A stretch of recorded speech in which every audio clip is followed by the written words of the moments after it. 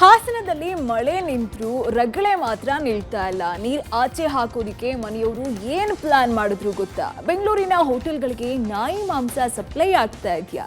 ಜೈಲಿನಿಂದ ಬಂದ ಮೇಲೆ ಸಂಧಾನ ಮಾಡ್ಕೊಳ್ತಾರಾ ದಾಸ? ಎಲ್ಲದರ ಡೀಟೇಲ್ಸ್ ಇಲ್ಲಿದೆ ನೋಡಿ.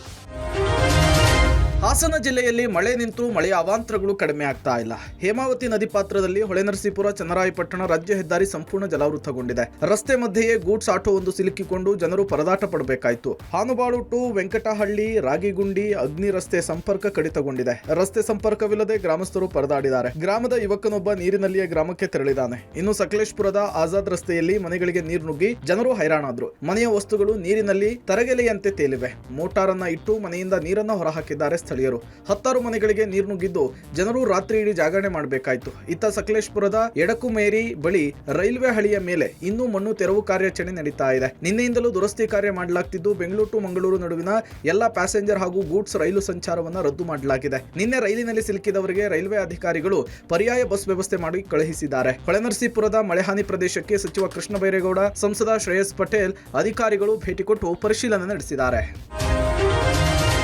ಕಾಫಿನಾಡು ಚಿಕ್ಕಮಗಳೂರಿನಲ್ಲಿ ಮದಗದ ಕೆರೆ ಬಳಿಕ ಮತ್ತೊಂದು ಕೆರೆ ಕೋಡಿ ಬಿದ್ದಿದೆ. ಸಕ್ರಾಯಪಟ್ಟಣದ ಅಯ್ಯನ ಕೆರೆ ತುಂಬಿ ಹರಿತಾ ಇದೆ. ಮದಗದ ಕೆರೆ ತುಂಬಿದ ಬಳಿಕವೇ ಅಯ್ಯನ ಕೆರೆ ತುಂಬುತ್ತೆ ಅನ್ನೋದು ಇತಿಹಾಸ. ಅದರಂತೆ ನಿನ್ನೆ ಮದಗದ ಕೆರೆ ತುಂಬಿ ಕೋಡಿ ಬಿದ್ದ ಬೆನ್ನಲ್ಲೇ ಇವತ್ತು ಅಯ್ಯನ ಕೆರೆ ತುಂಬಿ ಭರ್ತಿಯಾಗಿದೆ. ಕಡೂರು ತಾಲೂಕಿನ ಸಕ್ರಾಯಪಟ್ಟಣದಲ್ಲಿರುವ ಇತಿಹಾಸ ಪ್ರಸಿದ್ಧ ಕೆರೆಗಳು ಜಲಪಾತದಂತೆ ಧುಮ್ಮಿಕ್ಕಿ ಹರಿತಾ ಇದೆ. ಹತ್ತಾರು ಹಳ್ಳಿ, ಸಾವಿರಾರು ಎಕರೆ ಜಮೀನು, ಜನ ಜಾನುವಾರುಗಳಿಗೆ ಆಶ್ರಯವಾಗಿರುವ ಕೆರೆ ತುಂಬಿರೋದ್ರಿಂದ ಬಯಲುಸೀಮೆ ಕಡೂರು ತಾಲೂಕಿನ ರೈತರಲ್ಲೂ ಸಂಭ್ರಮ ಮೂಡಿದೆ. ಇನ್ನು ಅಯ್ಯನ ಕೆರೆ ಕೋಡಿ ಬಿದ್ದಿರೋದ್ರಿಂದ ಭಾರಿ ಪ್ರಮಾಣದಲ್ಲಿ ನೀರು ಹೊರಗೆ ಹರಿತಾ ಇದ್ದು ಹೊಲ ಗದ್ದೆ ತೋಟಗಳು ಜಲಾವೃತ ಆಗಿದೆ. ಸೇತುವೆ ಮುಳುಗಡೆಯಾಗಿ ಹಳ್ಳಿಗಳ ಸಂಪರ್ಕ ಕಡಿತಗೊಂಡಿದೆ. ಹಲಸಿನ ಮರದ ಹಳ್ಳಿ, ಎಮ್ಮೆದೊಡ್ಡಿ, ಹೊಸಸಿದ್ದರಹಳ್ಳಿ ಸಂಪರ್ಕ ಕಡಿತಗೊಂಡಿದೆ. ನೀರಿನ ವೇಗಕ್ಕೆ ವಿದ್ಯುತ್ ಕಂಬಗಳು ಮುರಿದು ಬಿದ್ದಿದೆ. ಅಡಿಕೆ ತೋಟಗಳ ಒಳಗೆ ನದಿಯಂತೆ ನೀರು ಹರಿತಾ ಇರುವುದು ಕಂಡುಬಂತು. ರಾಜಸ್ಥಾನದ ಜೈಪುರದಿಂದ ನಿನ್ನೆ ರಾತ್ರಿ 80 ಬಾಕ್ಸ್ಗಳಲ್ಲಿ ಬಂದ ಮಾಂಸ ಕೋಲಾಹಲವನ್ನೇ ಎಬ್ಬಿಸಿತ್ತು. ಬಾಕ್ಸ್ಗಳಲ್ಲಿ ಬಂದ ಮಾಂಸ ನಾಯಿಯ ಮಾಂಸ ಅನ್ನೋದು ಹಿಂದೂ ಸಂಘಟನೆ ಕಾರ್ಯಕರ್ತ ಪುನೀತ್ ಕೆರಹಳ್ಳಿ ಅಂಡ್ ಟೀಮ್ ವಾದವಾಗಿತ್ತು. ಮತ್ತೊಂದು ಕಡೆ ಇದೆಲ್ಲ ಕುರಿ ಮಾಂಸ ಅನ್ನೋದು ಮುಸ್ಲಿಂ ಮುಖಂಡ ಅಬ್ದುಲ್ ರಜಾಕ್ ವಾದವಾಗಿತ್ತು.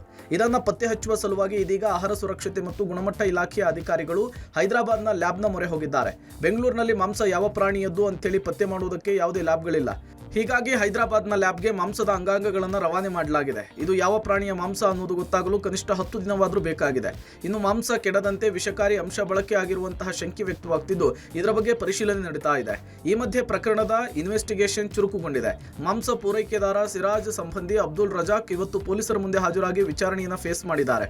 ಮತ್ತೊಂದು ಕಡೆ ಪೊಲೀಸರ ಕರ್ತವ್ಯಕ್ಕೆ ಅಡ್ಡಿಪಡಿಸಿದ ಆರೋಪ ಎದುರಿಸ್ತಾ ಇರುವ ಪುನೀತ್ ಕೆರಹಳ್ಳಿ ಸೇರಿದಂತೆ ಹಲವರು ಪೊಲೀಸರ ವಶಕ್ಕೆ ಪಡೆದು ವಿಚಾರಣೆಯನ್ನು ಮಾಡ್ತಾ ಇದ್ದಾರೆ.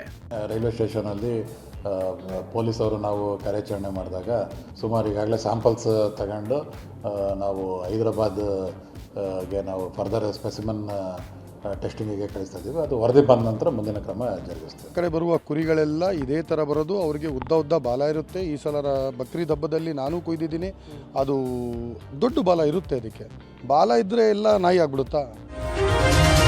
ಕೊಲೆ ಕೇಸ್ನಲ್ಲಿ ಜೈಲಿನಲ್ಲಿರುವ ನಟ ದರ್ಶನ್ ಬಿಡುಗಡೆಯಾದ ಬಳಿಕ ರೇಣುಕಾಸ್ವಾಮಿ ಕುಟುಂಬದ ಜೊತೆಗೆ ಸಂಧಾನ ಮಾಡಿಕೊಳ್ತಾರಾ ಅನ್ನುವ ಗುಸುಗುಸು ಪಿಸುಪಿಸು ಜೋರ ಕೇಳ್ತಾ ಇದೆ. ಆದ್ರೆ ದರ್ಶನ್ ಕೇಸ್ನಲ್ಲಿ ಅಂತಹ ಸಾಧ್ಯತೆ ಇಲ್ಲ ಅಂತ ಕಾನೂನು ತಜ್ಞರು ಹೇಳ್ತಾ ಇದ್ದಾರೆ. ಏಕೆಂದ್ರೆ ರಾಜಿ ಸಂಧಾನಕ್ಕೆ ಒಪ್ಪಿಕೊಳ್ಳಬೇಕು ಅಂದ್ರೆ ದರ್ಶನ್ಗೆ ಕ್ಷಮೆ ನೀಡುವುದಕ್ಕೆ ಮೃತನ ಕುಟುಂಬಸ್ಥರು ಒಪ್ಪಿಕೊಳ್ಳಬೇಕು. ಆದ್ರೆ ಮಗನನ್ನ ಕಳೆದುಕೊಂಡ ನೋವಿನಲ್ಲಿರುವಂತಹ ಕುಟುಂಬ ದರ್ಶನ್ ಅನ್ನ ಕ್ಷಮಿಸುವುದು ಅಷ್ಟು ಸುಲಭವಲ್ಲ. ಹಾಗೆ ದರ್ಶನ್ ತಾನು ಕೊಲೆ ಮಾಡಿರುವುದಾಗಿ ಒಪ್ಪಿಕೊಳ್ಳಬೇಕು. ಸಂತ್ರಸ್ತನ ಕುಟುಂಬಕ್ಕೆ ಪರಿಹಾರವನ್ನು ಕೊಡಬೇಕು. ಕೊಲೆಯ ಹಿಂದೆ ದುರುದ್ದೇಶವಿಲ್ಲದೆ ಆಕಸ್ಮಿಕವಾಗಿ ಆ ಕೊಲೆ ಆಗಿರಬೇಕು. ಇದೆಲ್ಲದರ ಜೊತೆಗೆ ಕೋರ್ಟ್ ಅನುಮತಿ ಕೂಡ ಬೇಕಾಗುತ್ತೆ. ಇಂತಹ ಅವಕಾಶ ಸಿಗೋದು ಕೆಲವು ಕೇಸ್ಗಳಲ್ಲಿ ಮಾತ್ರ. ಆ ಕೇಸ್ನಲ್ಲಿ ಸೆಕ್ಷನ್ 364, 302, 201, 120B ಎಲ್ಲವೂ ಕೂಡ ಸಾಕ್ಷ್ಯ ಇದೆ. ಬಹುತೇಕ ಎಲ್ಲಾ ಸಾಕ್ಷ್ಯಗಳನ್ನ ನ್ಯಾಯಾಧೀಶರ ಮುಂದೆ 164 ಹೇಳಿಕೆಯಲ್ಲಿ ಕೊಡಿಸಲಾಗಿದೆ.